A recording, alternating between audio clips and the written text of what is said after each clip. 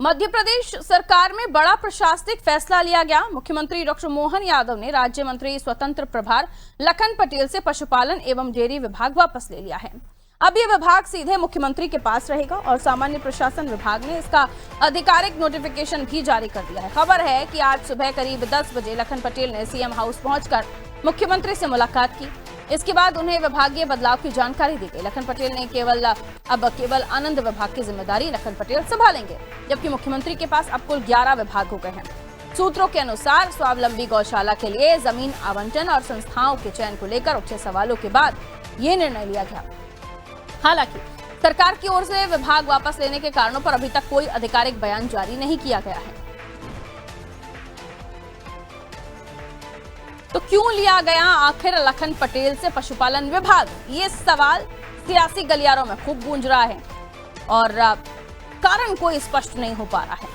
आनंद विभाग के मंत्री हैं आप सिर्फ लखन पटेल, और ये पूछा जा रहा है कि इतना बड़ा निर्णय आखिर क्यों लिया गया। और एक बहुत ही फॉर्मल तरीके से, कोई शोषा नहीं, हंगामा नहीं, किसी तरह की बयानबाजी नहीं, ये विभाग भी मुख्यमंत्री ने अपने पास रखा हुआ।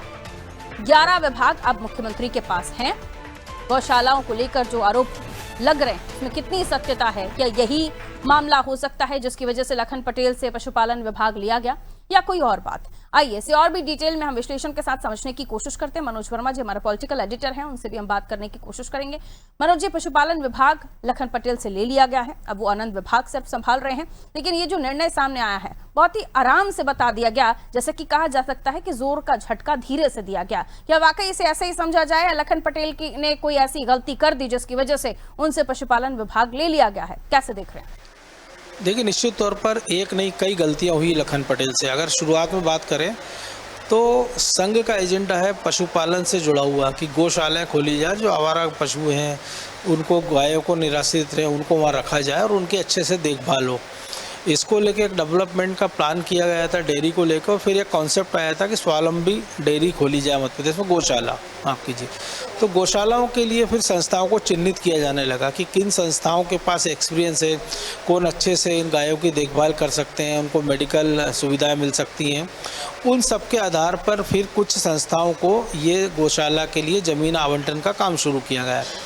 आरोप ये लगे कि संघ जिन संस्थाओं के लिए ज़मीन चाहता था उनको टेंडर की शर्तों में या दूसरी शर्तों में उलझा के बाहर कर दिया गया, और जिन संस्थाओं को लखन पटेल और उनके जो ओएसडी हैं और बाकी जो उनका स्टाफ वो चाहता था उनको वो ज़मीनें दी गई।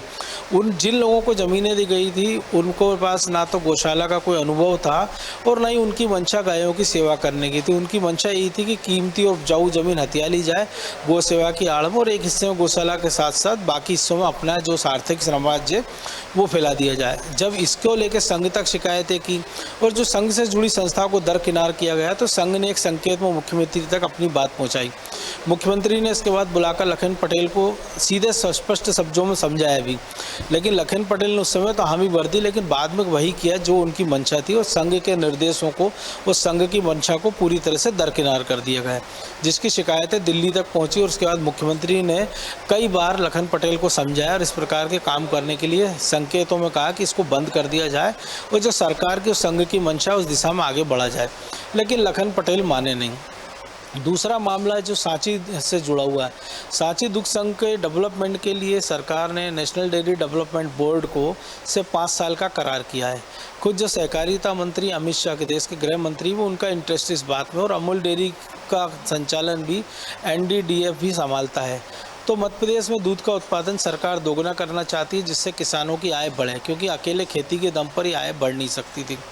इसकी मंशा के साथ जब DNDB ने अपना काम शुरू किया, तो चूंकि विभाग के मंत्री लखन पटेल है, तो वो उसके काम में भी दखलंदाजी करने लगे। जो शर्तें डेयरी डेवलपमेंट बोर्ड ने तय की थी, लखन पटेल अपने हिसाब से उनको चेंज कराना चाहते थे। कुछ ऐसी शर्तें जोड़ना चाहते थे जिसमें उनकी जो चहेती कंपनियां हैं या जो उनके चहेते लोग हैं वो सारे ठेके ले सकें। लेकिन इसको लेकर 27 तारीख को उनका विभाग के उप संचालक से जमकर तकरार हुई, और उनकी संघ में जो पेट है उप संचालक की, ये मामला सीधे फिर दिल्ली दरबार तक गया। इसके बाद सीधे मुख्यमंत्री को निर्देश दिए गए, और जो कल कैबिनेट की बैठक हुई थी उसमें मुख्यमंत्री ने अलग से बात की, लखन पटेल को समझाया समझाया गया। इसके बाद आज सुबह उनको सीएम हाउस बुलाया गया, वहाँ से उनको उसी गाड़ी से ले जाकर जो गौतम टेटवाले उज्जैन के प्रभारी मंत्री वो साथ में स्टेट हैंगर पहुँचे। वहाँ मुख्यमंत्री ने अपनी मंशा से और केंद्र की मंशा से उनको अवगत कराया और गजट नोटिफिकेशन जो आज जारी हुआ है वो कल रात में तैयार हो गया था और उसको जारी कर दिया गया। तो पर्दे के पीछे की कहानी ये है, बस ये गनीमत रही है कि उनको मंत्री पद से हटाया नहीं गया और आनंद विभाग एक ऐसा विभाग दे दिया गया है जो नाम मात्र का, और ये पहला नहीं है। इसी मोहन यादव सरकार में हमने देखा था जो नागर सिंह चौहान थे वन मंत्री, उन्होंने भी एक विवादित मामले में इसी प्रकार की टेंडर शर्तों का उल्लंघन किया था, चहेतों को लाभ पहुंचाने का प्रयास किया था एक खनिज के मामले में, और उसके बाद उनसे ही वन विभाग छीना गया था, जिसके बाद उन्होंने काफ़ी बतंगड़ मचाया था, लेकिन बाद में मामला ठंडा हो गया था। वो फिर वन विभाग जो है रामनिवास रावत को सौंपा गया था। रामनिवास रावत उपचुनाव में हार गए तो उसके बाद ये विभाग अब मुख्यमंत्री के पास ही है। तो इससे एक साफ मैसेज है कि जो लोग संघ या सरकार की मंशा के खिलाफ अपने हित साधने का प्रयास करेंगे तो वो चाहे कितने ही पावरफुल हों, उनके खिलाफ सख्त एक्शन तय होगा। बिल्कुल, बहुत शुक्रिया मनोज जी, बहुत डिटेल में विश्लेषण के साथ मनोज जी ने हमें समझा दिया कि आखिर ये निर्णय लिया क्यों गया। लखन पटेल अगर पहले ही समझ जाते कि सरकार और संघ की मंशा क्या है तो शायद आज भी उनके पास पशुपालन विभाग होता, और पहले इस तरह का निर्णय लेकर ये संकेत दिया भी जा चुका था कि काम अगर मंशा के हिसाब से नहीं होगा तो आपसे विभाग ले लिया जाएगा। इससे पहले रामविलास रावत को वन मंत्री बनाना भी इसी कड़ी में एक उदाहरण के तौर पर देखा जा सकता है।